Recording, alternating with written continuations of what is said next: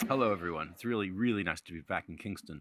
I think I was here last year during my time as a law student in Syracuse in 87 to 90. So it's been a while. The city looks lovely. And thanks for Eric for inviting me and to all the organizers. I'm the political advisor to Vice Admiral Mike Utley, commander of NATO's Allied Maritime Command. MARCOM is now, because after all the drawdowns of NATO over the decades, there is one theater and maritime command in the command structure. There are some forces, that are force structure 2-star level headquarters beneath us. That one of Admiral Utley's great achievements was creating that five available 2-star CTF headquarters, not in rotation, 5 available at any time, all 5. That's the shift from the old NATO response force, one small force for one mission in one place at one time, to some hemispheric conflict if you have to do it. It was quite an achievement. I should say, of course, my remarks are my own today. But if you know political advisors, you know that's always true. We're loose cannons by profession. What MARCOM is? MARCOM is SACEUR's principal maritime advisor. We are the theater maritime component commander, which is a funny way of saying we keep control of all the maritime patrol aircraft and all the SSKs. We don't hand them over to the Joint Force Command. We run those centrally. We're also, however, and this is the big change of the last few years in the new wave of planning.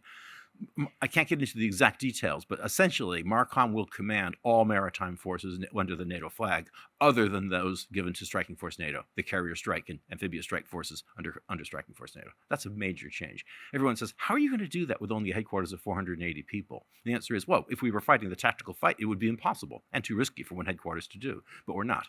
We're the higher headquarters. We're not Fletcher, we're Nimitz. We have 5 2-star level headquarters beneath us across NATO who will fight that tactical fight.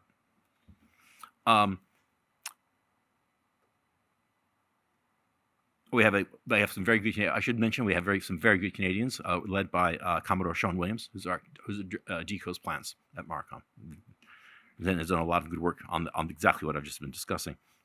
My 2 topics for today are, first, what NATO is doing in the area of maritime security, particularly as it relates to the Undersea, and also a bit on the new Alliance Maritime Strategy, which Eric mentioned. I was one of the authors of it, and I was the lead author of the first draft of the original one of 2011. So I thought I'd give you a little bit of a précis of what the new document is actually about.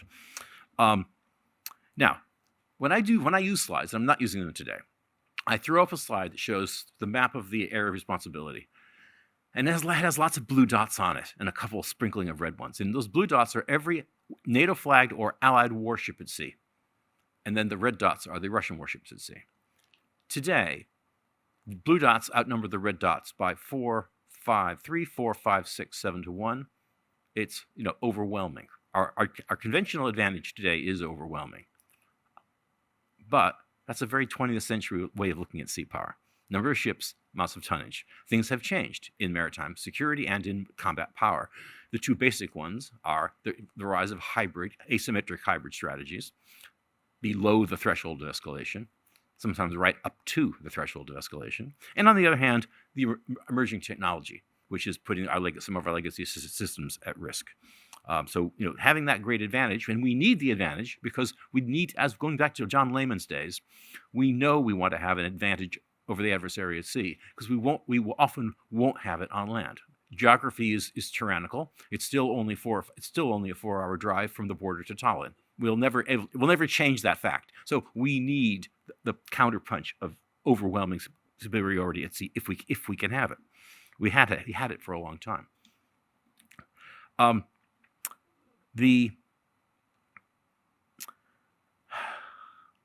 I've got that. On hybrid, one thing that's worth pointing out is, and it's often forgotten, is we create gray zone. We've created the hybrid space. It exists because of the very success of our nuclear and conventional deterrence, and in the case of nuclear, and the mutual deterrence between the 2 blocs or parties. Neither side willing to escalate beyond an uncontrollable threshold. Their competition is driven into the space that they believe the action will not trigger an escalation by the other side. And this is partly loosely based on lack of attribution, or as I like to argue, I've argued in print, implausibly deniable attribution. If you truly think, and this is where CUI gets very interesting, the anchor dragging incidents. If you truly think they didn't do it, they gain no advantage, no strategic, no political advantage. They need you to know they did do it, but you're not ready to call them out on it, either because you truly can't prove it, or couldn't make the argument publicly. But more often, and this is often missed, a hybrid strategy offers the adversary, us in this case, diplomatic trade space to choose not to. Did we really doubt the Russians were in Ukraine in 2014? But it was convenient to say, oh, can't quite be sure, because the alternative puts us in a different place, and we didn't want to be in a different place. I take the view that if you had absolute, unambiguous proof of destruction of major undersea cables like S-Link 1, well, that is an act of war, which, of course, would provide great strategic clarity and would be a political and diplomatic nightmare. So, it does raise the interesting question: what kind of proof would you actually need? Who wants it and who doesn't want it? Hybrid's probably going to get a little worse. I'm going to divert on this for a moment. If you just bring this conference into the day and hour that we're in October, the U.S., UK, and EU passed a series of sanctions acts. The spectacular one was Lukoil and Rosneft, the U.S. oil sanctions. UK followed suit. The EU's 19 sanctions package followed suit. For the first time, really, more than 50% of Russians' revenues are now going to be impacted. It is the first time it's truly, truly going to bite. Equally, after the last wave of sanctioning of shadow fleet ships, 80% of the shadow fleet is now under sanction. And there is the move by the coalition of the willing, the EU, the Nordic-Baltic 8++ group, and the G7 to further squeeze and look at how they can further undermine or interdict the shadow fleet. That fleet, this goes back to an interesting legal problem, that fleet, about 450 of those ships, a little bit more than half of what we call the Russian shadow fleet. By the way, we hate that term. To paraphrase Talleyrand on the Holy Roman Empire, neither Russian nor shadow nor fleet. Okay, it isn't. It's a false term. It pluses it up too much. But 450 of those ships, about a little more than half, are truly stateless. They're not flying flags of convenience. They're flying false, fraudulent flags, utterly fraudulent flags from states that don't offer registries. Under UNCLOS, Article 110, we have all the legal power in the world we want to act. This is, again, that political nightmare. We have all the legal power in the world we act. If we don't, it's because there's a lack of political will or the cost of holding the ships are too high. For the first time in my time in NATO, it's not the law that's the problem for that segment of the shadow fleet. For the others, yes, but for that segment, you can act. Haven't seen people doing it. And then there's the final kicker. The EU is inexorably moving towards, once they can get Belgium on board, approving what they're calling their reparations loan scheme, which will freeze permanently, probably, 186 billion euros in Russian frozen assets in Euroclear in Brussels.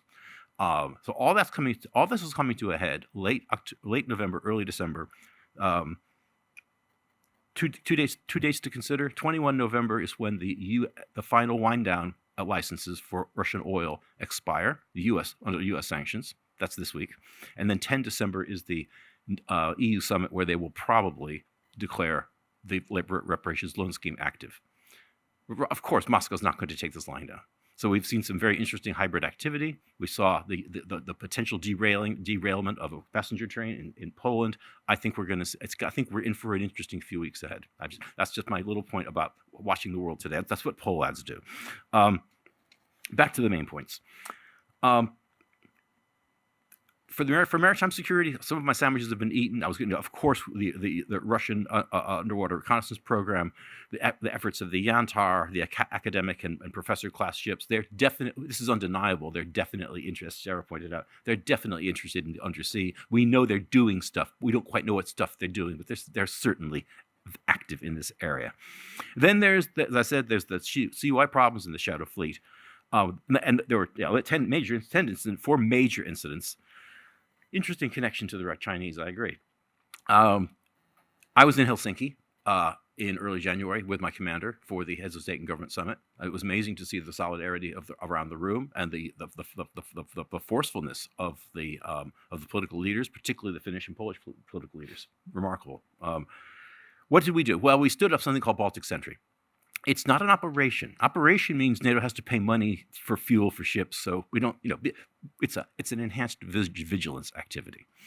We're out there to monitor. We're out there to deter. We're out there to be a coordination hub.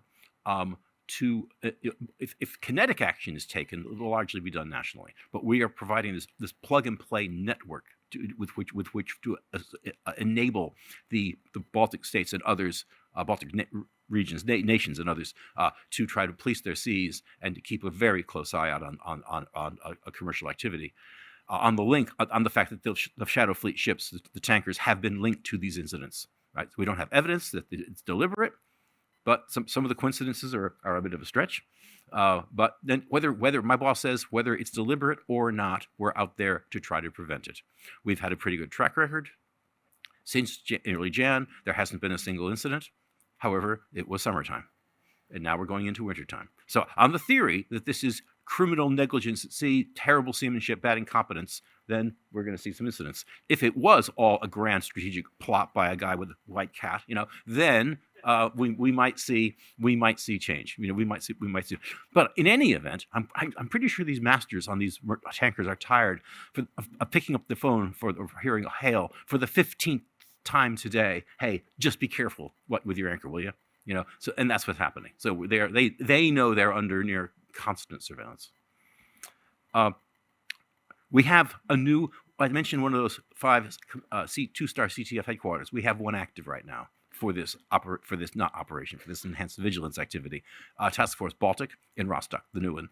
It's a real wonderful run out for the new command and control model for NATO, and they are the league. We give them command of the standing forces on occasion, and otherwise they coordinate the regional navies, and they work for MARCOM. They report to us every morning. It's nice to see that function working. We were also forced to embrace autonomy very, very quickly. We had done very little with it. Within weeks of Eagle S, we were able to find 20 million and begin to build a autonomous experiment called Task Force X. We showcased it during the Hague Summit this summer, and now we're at the point, and it's the hard thing for NATO to do, to go from experimentation to implementation. We're at that hump point where we take this project, find new ownership, new operational control and funding, and turn it into a deployable capability, an operational deployable capability. Watch that space in 2026. Okay. The other problem is autonomy. I think it's been well said. I'm not going to really deal with autonomy. 2 small points that we think a lot about at MARCOM. They are mentioned in the Alliance Maritime Strategy, the new one. First, there is the problem of cost asymmetry. We saw this with the Houthis in particular. We saw this with the wood and foam drones over Poland in early September that had to be combated by F-35s, Patriot missile batteries. We can't. And Secretary General Rutte in a EU foreign ministers meeting 2 days later said this. We can't. Great example of alliance solidarity, but we can't afford this. We need a cost symmetrical solution. And there is the technological cycle problem, the speed of innovation. In the Ukraine war, you are seeing software changed weekly, sometimes daily. You're seeing hardware changed every few weeks to a few months. This is not the defense industrial establishment we in the West built. And there's a big push to adapt to it. We'll never be that fast because we're not going to be in the crucible of an existential conflict. But until we are, we might do that. But we have to adopt some of these practices and some of this mindset, because otherwise we will just be far too slow. Right, AMS. I'll use some minutes from over here. Why you should care? The Alliance Maritime Strategy 2025 is a rare public statement of NATO's priorities in the maritime area. All of the places you'd go to find this in specifics are classified. There's the military strategy, the concept for deterrence and defense of the Euro-Atlantic area, the family of plans, the new force model, all of that, great, but it's all classified. This is a very up-to-date, unclassed vision of our priority needs in the maritime realm. It's a radical departure from the 2011 document, which I was the lead drafter of, ghosted it, along with 2 British admirals. Russia is named as the main adversary, along with terror groups.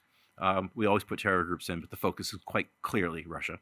It puts a heavy emphasis on collective defense over maritime security and calls for an increase in naval power over the next decade in naval platforms, which is a real change from the past, and the embrace of new technologies.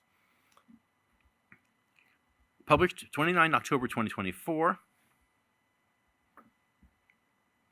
and fit for the times. Quick remembrance. NATO's first ever maritime strategy was the 1978 Concept for Maritime Operations, COMAROPS, still classified. But basically, there's been enough unclassed writings, particularly by Peter Schwartz at Center for Naval Analysis, talking about it, how it essentially it paralleled, even led the maritime strategy of John Lehman in the Reagan administration. So it was about pushing the Russians onto their backside conventionally to try to take pressure off the Fulda Gap. And it succeeded remarkably well. The 2011 AMS, which I worked on, was a very different character. It was of the time of the post-Cold War era, with its emphasis on counterterrorism, crisis response operations, not collective defense. Its signal achievement was to carve out maritime security as a separate pillar of the strategy itself, and that was essentially a spitting contest between NATO and the European Union about who owned security, not defense. Everyone, NATO had the primacy there, but security.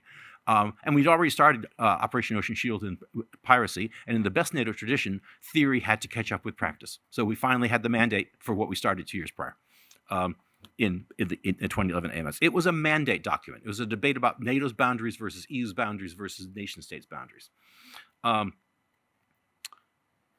2025 reflects a very changed environment, an aggressive Russia, the return of a blue water Russian Federation Navy, new submarine and caliber cruise missile capabilities, a range of new nuclear systems that are called out, the Zircon, Skyfall, the Poseidon torpedo. Hybrid warfare tactics have surged, threatening critical undersea infrastructure. Emerging technologies impose huge cost asymmetries, exemplified by the Houthi campaigns. So I'll wrap up with, what are the major changes? What are the things you should look out for?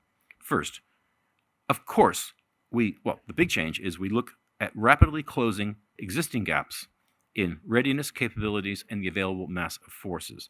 This is not, unlike the 2011, this is not a NATO debate over mandate who gets to do what.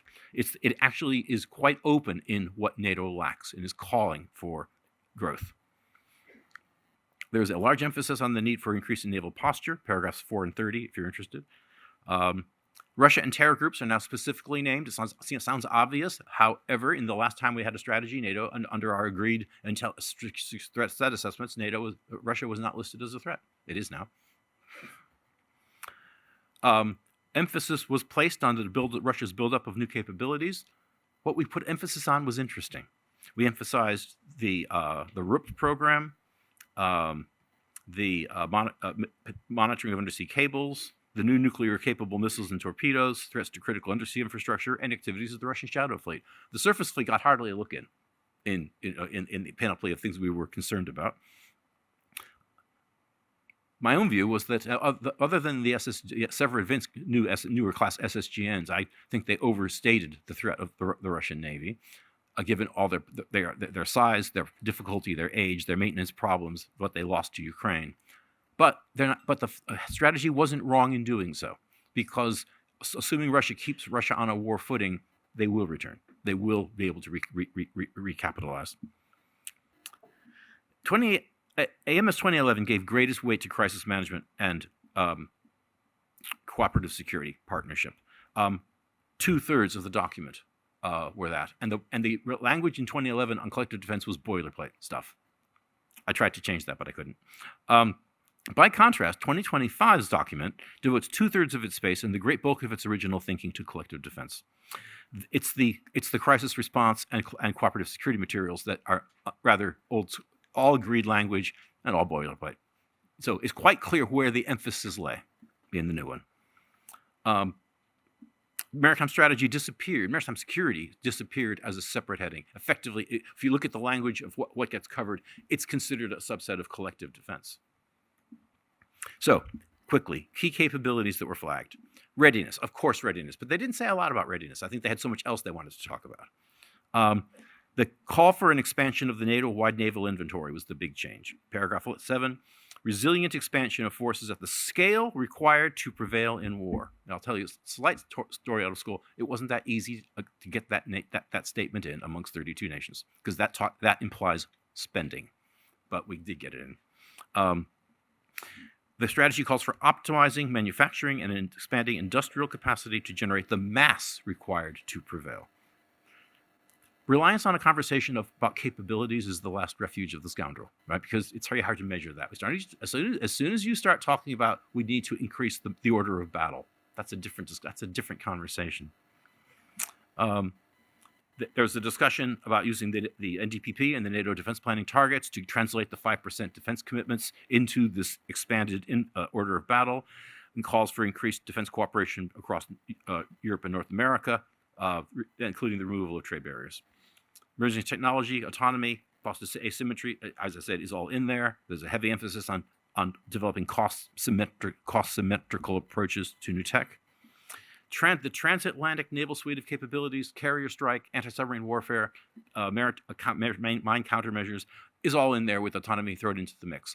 That implies a continuation of NATO's basic theory of maritime victory that we've seen before: control of the SLOCs, defeat of A2AD, attack on C2 nodes, etc. And finally, one final thing: the strategy broke new ground. I haven't seen this before in calling out the challenges of maritime logistics, including regeneration of battle-critical munitions of forward-deployed fighting forces. That is a big issue, as most of you in the room would know. So we have an interesting document. I think we wrote it. I was involved. MARCOM's input was very much about giving navies something that they could waive at their parliaments, and I hope we will have succeeded in that. Thank you.